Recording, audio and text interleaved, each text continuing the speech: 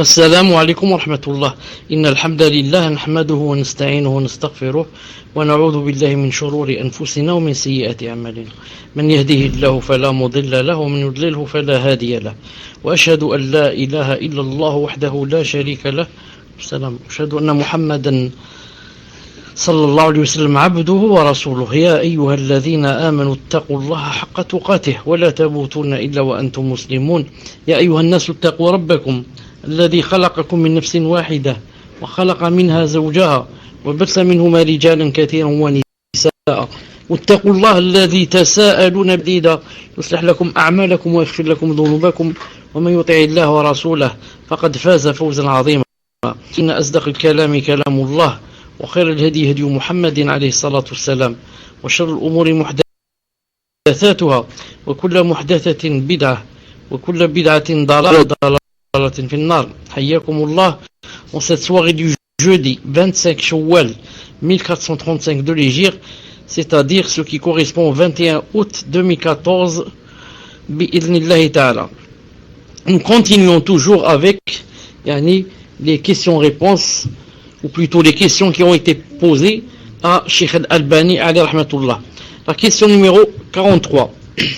On dit le hadith affirmant que dans la tombe le mécréant est supplicié et que les anges le frappent, est-il applicable aux musulmans désobéissants? Le hadith affirmant que dans la tombe le mécréant est supplicié, c'est-à-dire châtié, et que les anges le frappent, est-il applicable aux musulmans désobéissants? Réponse. Cela fait partie des choses que nous ignorons. Il est possible que le musulman hypocrite ou pervers partage une certaine forme de châtiment avec le mécréant.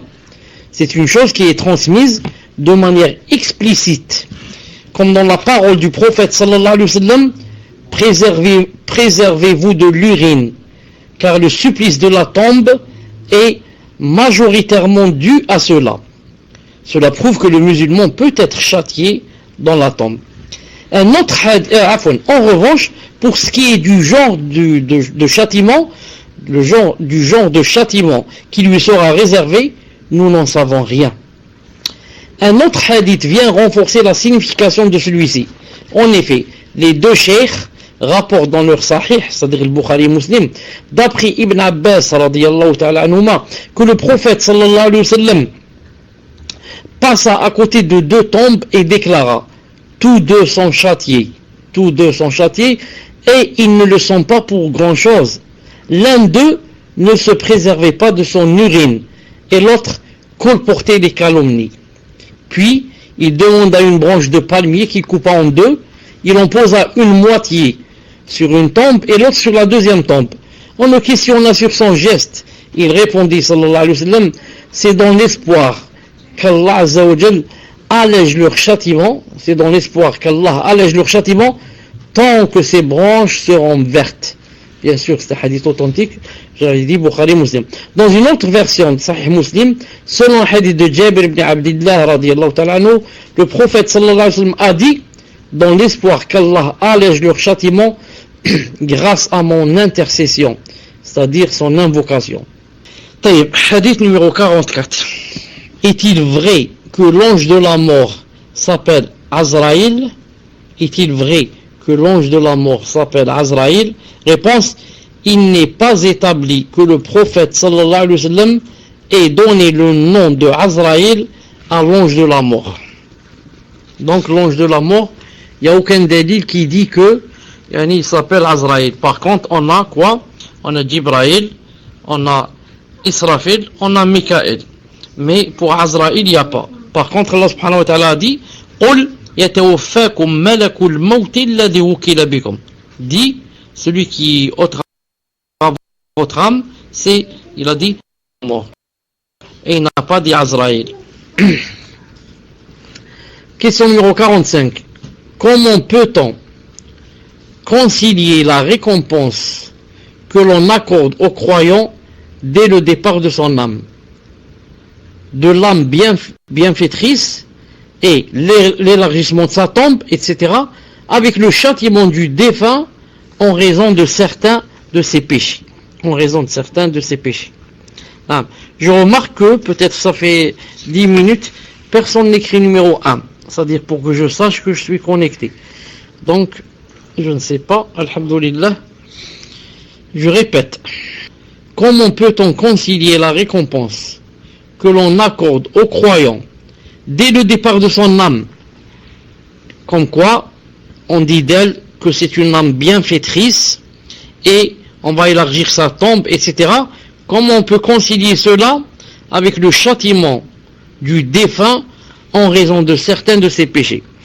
Pour que la question soit très claire, comment on peut concilier entre, lorsque le défunt va mourir, si c'est quelqu'un de bien, on va lui dire que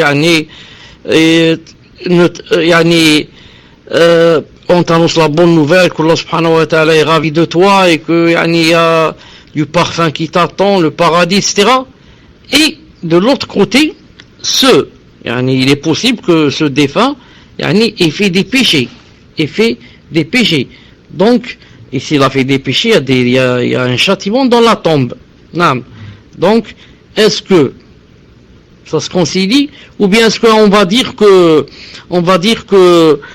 celui auquel on va annoncer la bonne nouvelle du paradis, etc., ça veut dire qu'il n'a rien dans la tombe. Ça veut dire qu'il n'a rien dans la tombe. La réponse: dans le hadith, il n'y a pas la conciliation entre les deux contraires évoqués dans la question, c'est-à-dire entre l'âme bienfaitrice, etc., et le châtiment.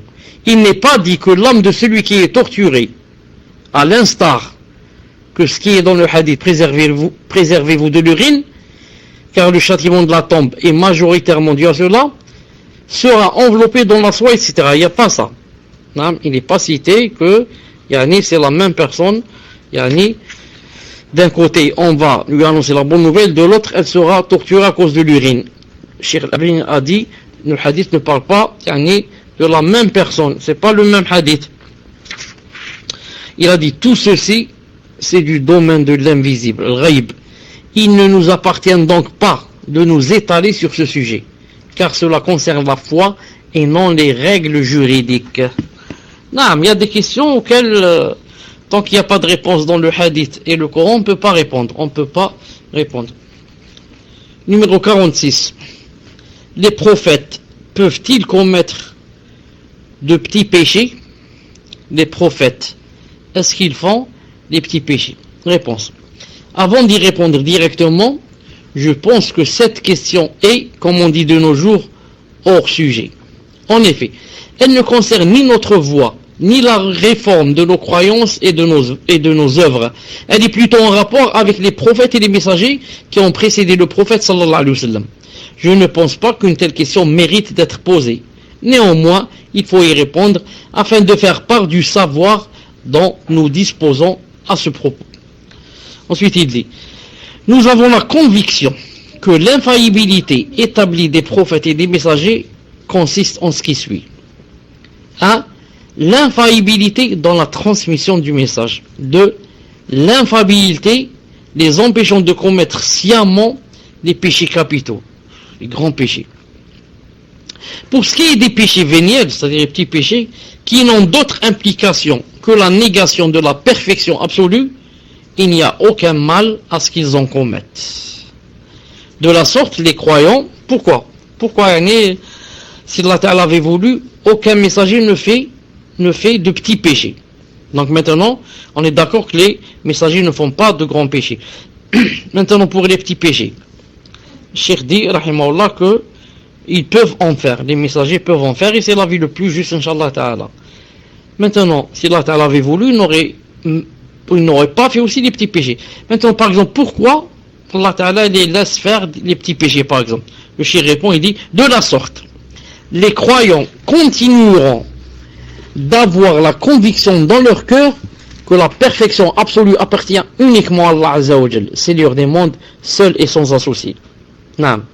Maintenant, quand tu vois toi qu'un messager peut faire un petit péché, donc tu as dans le cœur que l'infaillibilité et la perfection absolue, la perfection absolue appartient seulement à Allah subhanahu wa ta'ala. Mais toute personne a des défauts et peut faire des péchés, ne serait-ce que des petits péchés. Comme dans le hadith, Kullu bani Adam khata wa khayrul khata'in tawwabun. Tous les enfants de Adam font les fautes. Khata, font des péchés. Et les meilleurs des pécheurs, ce sont ceux qui font la tauba. Mais j'aimerais dire aussi, ajouter une chose ici, que jamais de la vie, un messager ne fait un petit péché, et Allah Ta'ala le laisse sur le petit péché, mais à chaque fois qu'il fait un petit péché, Allah Subhanahu wa Ta'ala,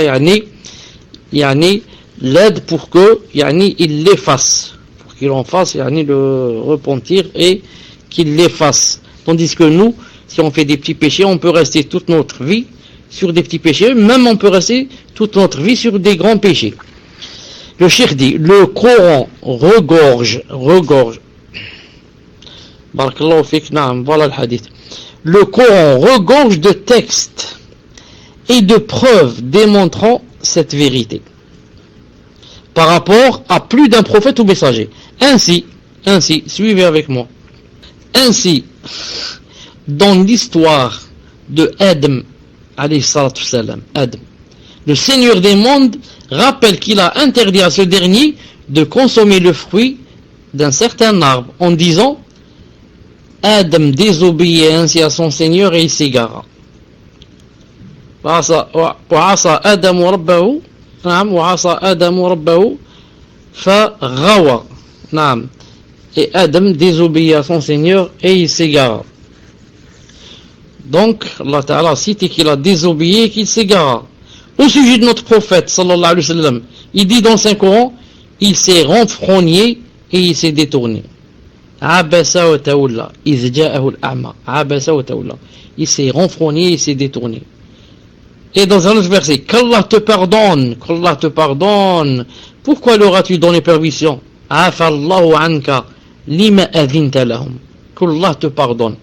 Qu'Allah te pardonne, ça veut dire que il fallait pas faire cette chose. Qu'Allah te pardonne. Pourquoi tu leur as donné la permission? Tu as donné la permission aux prisonniers d'être libérés. Tout ceci prouve qu'un prophète peut s'exposer à un quelconque péché insignifiant, qui ne sied pas à son statut. Mais son image en est-elle pour autant ternie? Non, parce que telle est la nature humaine. C'est comme lorsqu'on dit le prophète ou le messager peut-il être blâmé en raison de l'oubli ou de la distraction que tous les humains connaissent? Notre réponse est que rien n'empêche un messager ou un prophète, n'empêche un messager ou un prophète d'y être sujet, parce que cela n'affecte en aucune façon le message qu'il a été chargé de transmettre aux gens.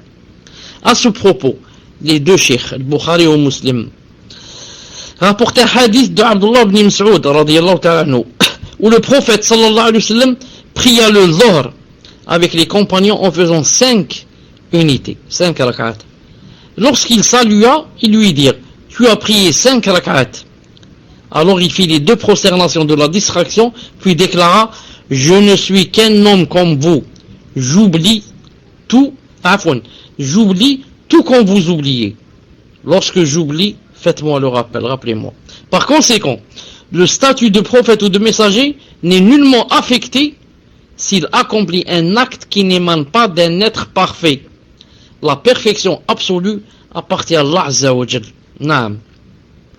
La perfection suppose que le messager, alayhi salam, n'oublie pas, mais la sagesse d'Allah a décrété qu'il soit sujet à l'oubli.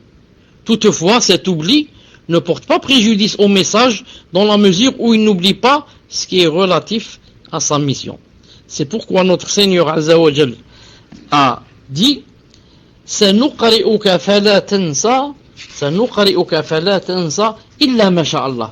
C'est-à-dire nous te ferons réciter le Coran de sorte que tu n'oublieras que ce que Allah Azza wa Jal veut.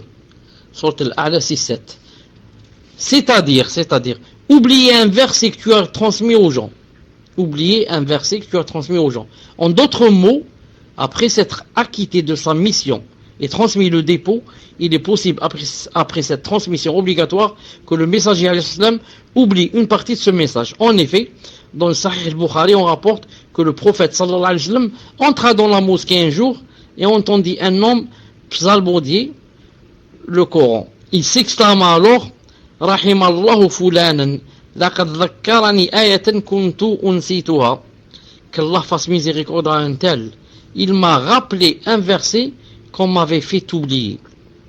Ainsi, l'oubli de ce verset par le messager alayhi salam n'est pas compromettant pour sa mission, parce qu'il l'a transmis. C'est d'ailleurs pour cela que cet homme a pu réciter le verset en question, si bien que le messager alayhi salam s'en s'est souvenu en l'entendant. Ce type d'oubli ne lui fait donc aucun tort.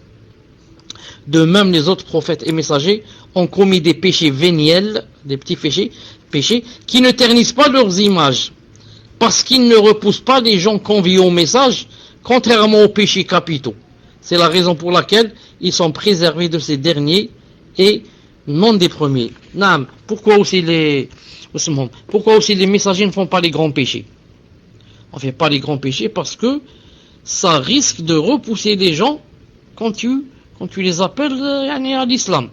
Imaginez qu'un prophète vienne et te dise par exemple, il serait discrédité, exactement, barakallahu fik. Un messager vient et te dit par exemple, c'est interdit de voler, alors que lui il vole. La première chose que tu vas lui dire, commence-toi d'abord par ne pas voler, ensuite moi je vole pas. Vous avez compris? Donc, tu peux établir la preuve sur un messager et lui dire, toi tu fais la même faute que moi. Comment veux-tu que je n'en fasse pas? Et toi tu as été envoyé par Allah et tu fais des graves fautes. Et alors personne ne les suivrait.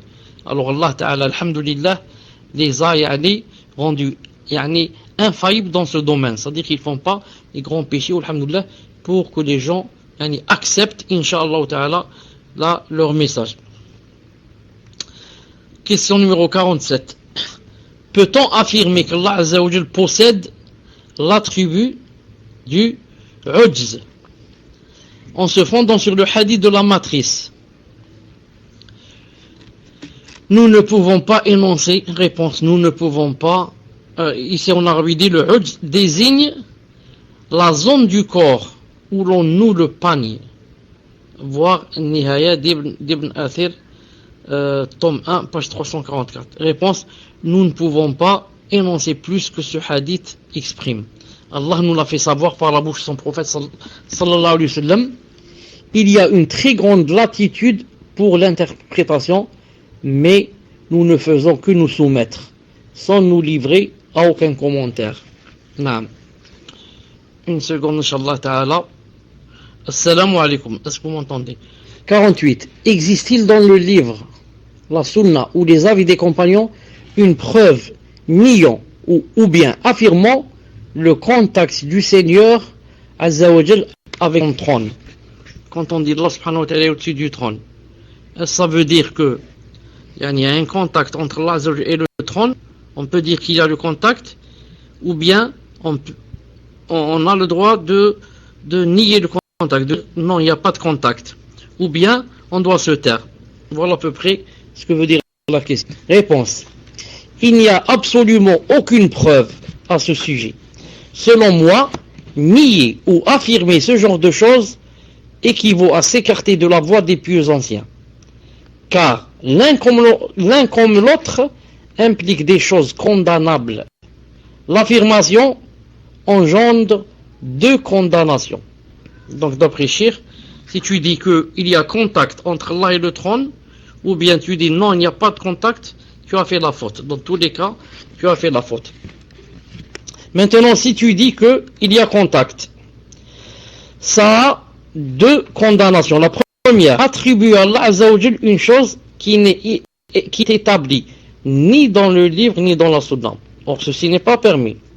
La deuxième, si nous établissons ou prétendons une chose de ce genre, nous ouvrons la voie aux négateurs qui interprètent les textes du livre et de la sunna relatifs aux attributs du Seigneur, glorifié et exalté soit-il.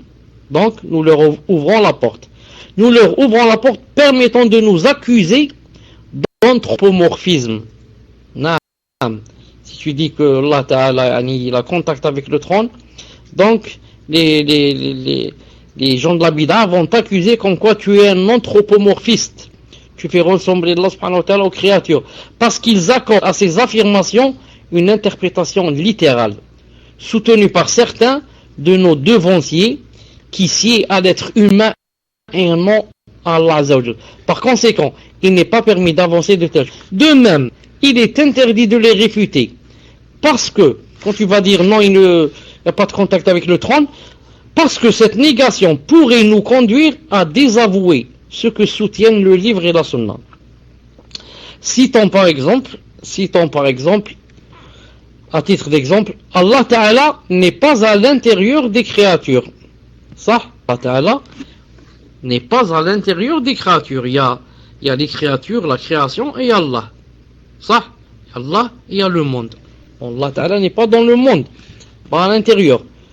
En d'autres termes, contrairement à ce que soutiennent les négateurs d'un côté et les tenants de l'unicité de l'existence, comme Ibn Arabi, Tilimsani, Ibn Farid et ceux-là, qu'Allah Ta'ala nous préserve d'eux, Allah Ta'ala n'est pas partout. Allah Ta'ala n'est pas partout.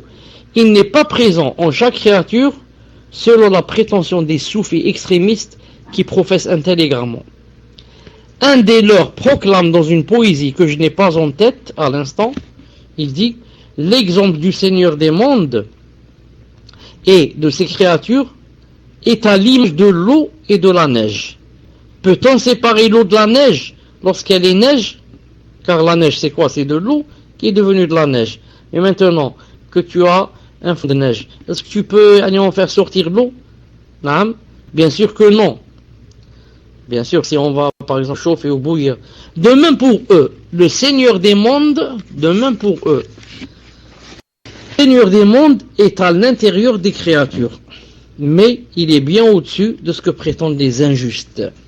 Cheikh dit, la croyance salafi stipule qu'Allah se passe largement des mondes. Il n'a ni besoin du trône, ni de s'asseoir dessus, ni d'en prendre possession. Un savant maturidite modéré a ouvertement professé cette croyance. Je dis bien modéré parce que les maturidites comme les ash'arites contredisent en de nombreux points le dogme des pieux anciens, des salafs. Ce savant en question affirme, tout en établissant à Allah Azza wa Jal qu'il est au-dessus du trône, sans suggérer qu'il en a besoin, il affirme quoi? Le Seigneur du trône est au-dessus du trône, sans que l'on décrive comment il en prend possession, ni comment il est en contact avec lui. En effet, si on se lance dans une telle description, cela voudra dire qu'il a besoin du trône.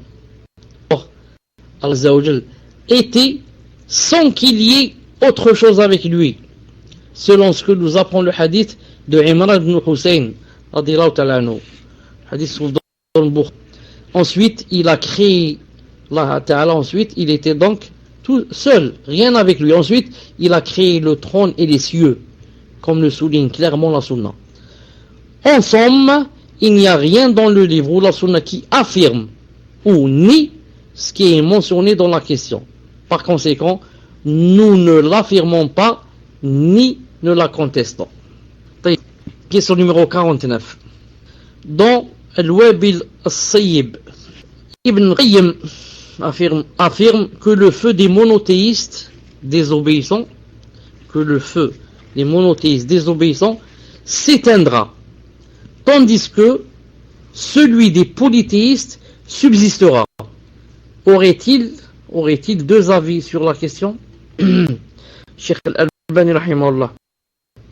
Oui, c'est un point que j'ai détaillé dans ma préface au livre Raf' al-Astar عن بطلان قول من قال بفناء النار.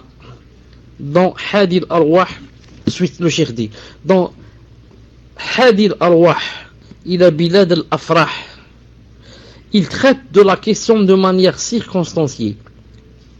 Lui-même, ainsi que le Cheikh de l'Islam Ibn Taymiyyah, nous en avons diffusé quelques copies, affirme que l'enfer finira de manière absolue.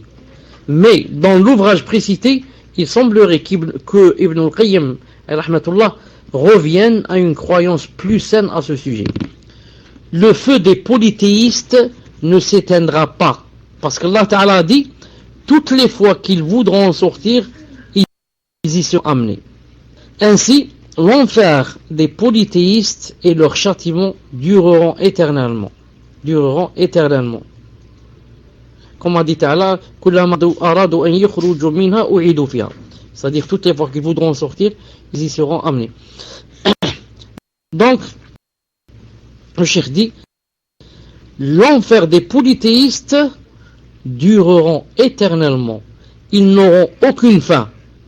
Ces propos ne devraient pas induire en erreur les musulmans qui ont de la considération pour la science de Cheikh Ibn Taymiyyah et Ibn Qayyim al-Jawziyya, surtout lorsque nous avons trouvé ces lignes qui dissipent l'équivoque, selon laquelle il fait une distinction entre le feu des désobéissants et le feu des polythéistes.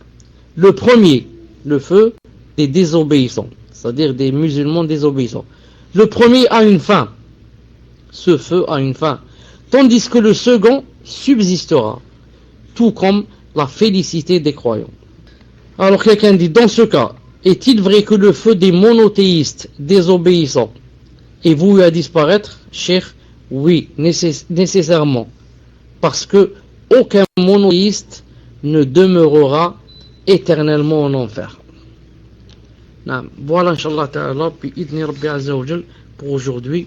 Inch'Allah Ta'ala, on se suffit et on va passer, Inch'Allah Ta'ala, aux questions-réponses dans une minute ou deux, Inch'Allah Ta'ala. Subhanak Allahumma wa bihamdik, ashhadu an la ilaha illa ant, astaghfiruka wa atubu ilayk.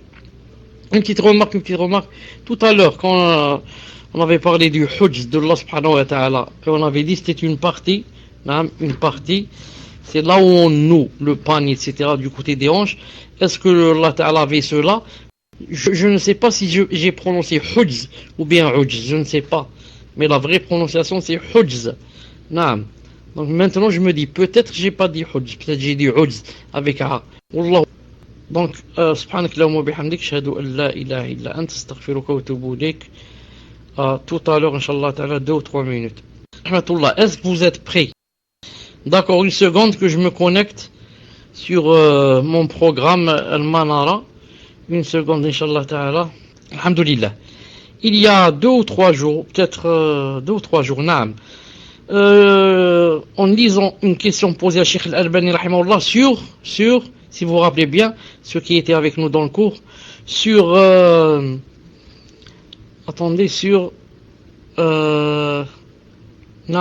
quelqu'un qui fait du shirk, par exemple, est-ce qu'on dit de lui il est mouchrik, ou on ne dit pas jusqu'à établir la preuve? Si vous vous rappelez, avant de parler de cette question, j'avais dit, voilà une question épineuse, qui fait des problèmes, etc. Et maintenant, je continue en ce sens, je dis, ça fait des problèmes, surtout pour les débutants. Ils parlent de choses qui les dépassent. C'est pour ça que cette chose, est-ce qu'on dit de lui de mouchlik ou il n'est pas jusqu'à établissement du preuve? Et cette question, par exemple, et la deuxième, est-ce que ça suffit de lire à quelqu'un, par exemple, le Coran, qu'il comprenne ou pas? Est-ce qu'on a établi sur lui la preuve? Et est-ce que, par exemple, le jahil, quelqu'un qui ne sait pas, est-ce qu'il est excusé par son ignorance ou il n'est pas excusé? Et ensuite, une quatrième, ce qu'on appelle jins al-amal. Jins al-amal, qu'une sœur m'a posé, elle a dit, c'est quoi le problème de jins al-amal? Je dis, ces quatre sujets, je conseille à tout élève qui me suit de s'en éloigner au maximum et de laisser ça aux ulama. Pourquoi?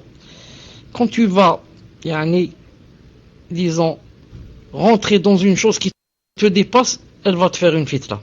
Ali ibn Abi Talib radiyallahu ta'ala anhu a dit, et le hadith dans le Bukhari, il a dit, Khatibun nas qadra uqulihim atuhibbuna an yukadzaba Allah wa rasuluh. Il a dit, parlez aux gens d'après leur niveau, d'après leur uqulihim, j'ai dit, d'après ce qu'ils peuvent comprendre.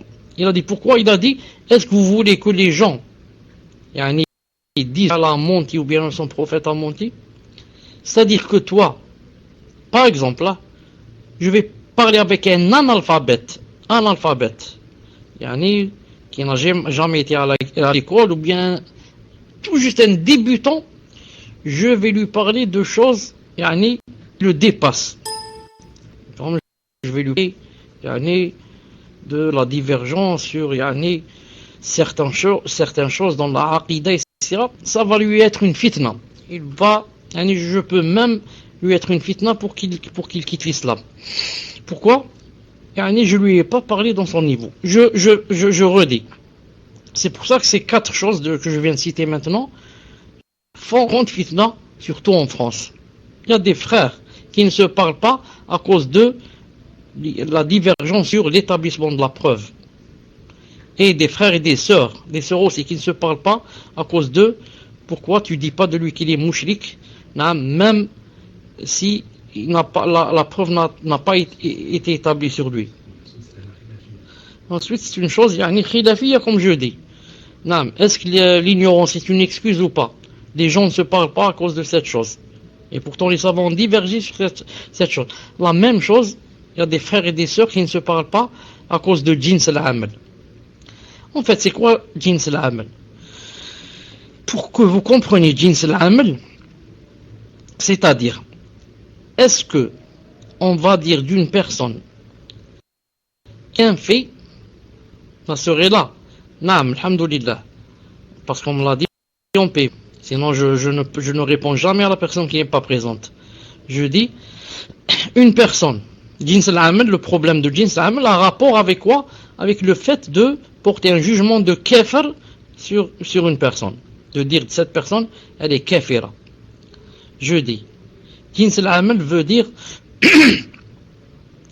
par exemple, quelqu'un est rentré en islam. Il a dit, shahadu an la ilaha illallah wa shahadu anna Muhammadan abduhu wa rasuluhu. Ensuite, il n'a jamais fait, même pas une seule bonne action. Même pas une seule hasana. Est-ce qu'on dit de lui, il est kafir ou pas? Non. Est-ce qu'on va dire de lui, il est kafir? On va dire de lui, il est musulman parce qu'il a dit shahadu an la ilaha illallah wa shahadu anna Muhammadan abduhu wa rasuluhu. Ça s'appelle jins al-amal. Mais le problème n'est pas là. Le problème, pourquoi je dis, yani, évitez de parler dans cette chose, elle peut vous détourner des choses essentielles. Des choses essentielles, comme apprendre yani, comment prier, apprendre comment faire le hajj, apprendre de la aqidah et comme ça. Pourquoi?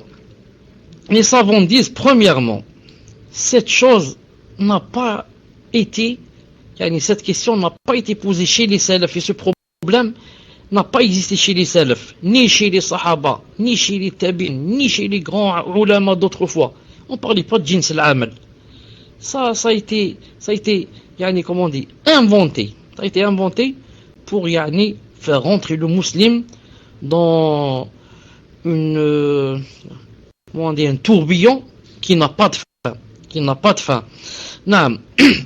Deuxièmement, comme disent aussi les savants, c'est même pas inconcevable. Yani ça rentre même pas, ne peut pas être conçu. Est-ce que je vois que quelqu'un dise La ilaha illallah Muhammad Rasulullah, ensuite il fait même pas une hasana, même pas. Vous savez qu'on peut faire des hasanat avec le cœur, quand du bien, voilà, irréel, ça n'existe pas. Avec le cœur, quand je tawakkal à Allah, tawakkul, c'est dans le cœur d'abord. Quand j'agrée les décrets d'Allah, quand je dis alhamdoulilah, toutes les ni'am viennent d'Allah, tout ça c'est des hasanats que je fais avec le cœur. Donc est-ce que même avec la bouche, quand je souris à quelqu'un, je souris à un musulman, j'ai déjà fait une hasana. Est-ce que yani, ça peut exister une personne qui peut-être va vivre 30, 40 ans, il ne peut même pas faire une hasana? C'est impossible. Donc imaginez déjà, cette chose n'existe pas. Si vous voulez maintenant, très vite, je vais vous lire par exemple 2 grands ce qui dit sur ce jins al-amal, entre autres, et qui sont ces grands savants, Allahu Akbar. Le premier, Cheikh Ibn Uthaymin rahimahullah. On lui a posé cette question. Écoutez la question d'abord, et ce qu'il a répondu bi'idlillah. On lui a dit Tariku jins al-amal kafir, tariku ahad al-amal. ليس بكافر ما رأيكم في ذلك. On lui a dit celui qui ne fait aucune action, est-ce qu'il est kafir ou il n'est pas kafir? Cheikh Ibn Uthaymin répond عليه رحمة الله من قال هذه القاعدة, qui a dit يعني cette règle que يعني il est kafir, il n'est pas kafir. من قائلها, qui a dit ça, qui est son auteur? هل قالها محمد رسول الله صلى الله عليه وسلم? C'est le prophète qui a parlé de ça et qui a dit s'il était kafir ou pas kafir. كلام لا معنى له, c'est des choses, un kalam, une parole qui n'a aucun sens. نقول, voilà ce qu'on dit, من كفره الله ورسوله فهو كافر, celui que Allah Ta'ala a dit il est kafir ou bien son prophète a dit il est kafir, c'est celui-là le kafir. ومن لم يكفره الله ورسوله فليس بكافر, et quiconque Allah Ta'ala n'a pas dit de lui il est kafir ou bien son prophète n'a pas dit de lui il est kafir, il n'est pas kafir. هذا الصواب, voilà le juste, voilà le vrai. أما جنس العمل, quant à parler de جنس العمل ou نوع العمل ou bien la qualité des actions ou أحد العمل ou bien faire une chose, une seule chose, une حسنة, فهذا كله طنطنة لا فائدة منها. Tout ça c'est une, comme on dit, يعني une cassette qui n'en finit pas, qui part dans le vide et qui n'a aucune faïda à parler en cela. Naam. On a pas Cheikh Rabi' hafidahullah ta'ala, lui aussi, quand il a vu que les gens commençaient à dévier en parlant de cette chose qui est irréelle, inconcevable et qui ne rapporte aucun fruit, il a écrit comme un milf, naam, une petite épître comme ça. Je vais vous lire quelque chose de ce qu'il a écrit. Il a dit il a dit des gens qui se sont cachés derrière la salafiyya, il a dit ont propagé zadouha quwwatan wa intisharan, ont avalé cette chose, cette polémique de jins al-amal, et ensuite l'ont propagé. نعم. Ensuite il a dit وأدركت دندنة هؤلاء حول إنكار أحاديث الشفاعة, et ceux-là qui disent jins al-amal, celui qui n'a pas jins al-amal il est kafir, il a dit ceux-là alhamdoulilah j'ai pu billah ta'ala établir la preuve sur eux lorsque j'ai parlé de les hadiths de l'intercession, le hadith d'Abi Sa'id Khudri. نعم. Il a dit j'aime pas parler, فكنت أكره الحديث عنه, j'aime pas parler sur jins al-amal. Il a dit comme ça, j'aime pas parler sur jins al-amal ou al-khawd fi, de m'y étaler sur ce sujet. لا سيما وكثير ممن يردده لا يفهم معناه, surtout que beaucoup de gens qui parlent sur jins al-amal ne comprennent même pas ce que ça veut dire jins al-amal. وكثير ممن يعرض عليهم من أذكياء حملة العلم يشتبه عليهم. Il a dit même des gens qui sont connus pour être très intelligents parmi ceux qui demandent la science, et ont des difficultés et des ambiguïtés dans jins al-amal. حتى قال لي بعض المدرسين الجامعيين الأذكياء قبل أيام, au point où l'un des enseignants à la fac, al-adkiya, parmi les intelligents, il y a quelques jours il m'a dit أنا لا أدري ما المراد من جنس العمل إلى الآن. سبحان الله العظيم. Il dit un des enseignants à la fac, parmi les enseignants intelligents, non, il enseigne la charia bien sûr, il m'a dit jusqu'à présent je ne sais pas qu'est-ce que ça veut dire ce problème de jins al-amal.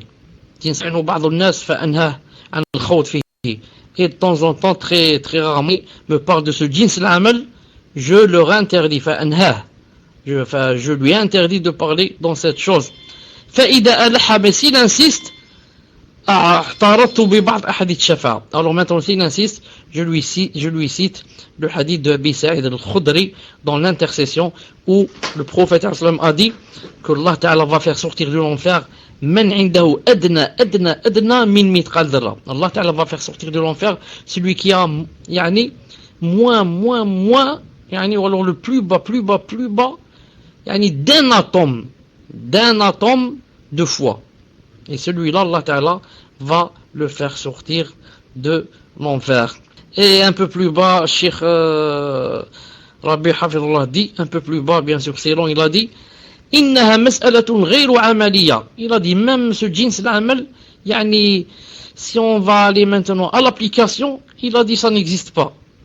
لا يمكن أن يقال, car c'est impossible de dire, إن هناك زيدا, il y a une personne, زيدا من الناس, يشهد أن لا إله إلا الله, il atteste, لا إله إلا الله, وأنا محمد رسول الله, ولم يعمل بعدها خيرا قط. Ensuite, il ne fait jamais une bonne action. Il a dit فإن هذا النفي المطلق لا يمكن لأحد إلا الله أن يحيط به. Il a dit ça, c'est impossible. Seul Allah subhanahu wa ta'ala peut connaître une chose pareille. Comment une personne qui dit la ilaha Muhammad Rasulullah, il va vivre je ne sais pas combien d'années, ensuite il ne va faire aucune lahor. C'est impossible de parler sur jins l'amal. Comme ça il dit, c'est impossible, il faut éviter ça. Donc voilà, Inch'Allah ta'ala, ce que je dis à cette sœur et à tous ceux qui m'entendent, bi'idhnillah ta'ala. Tu peux dire au chef, stop, s'il te plaît, que je m'excuse, je voulais pas poser cette chose, mais je voulais justement savoir si c'était une termination, alhamdoulilah. Naam, alhamdoulilah, je dis pas que cette sœur veut propager.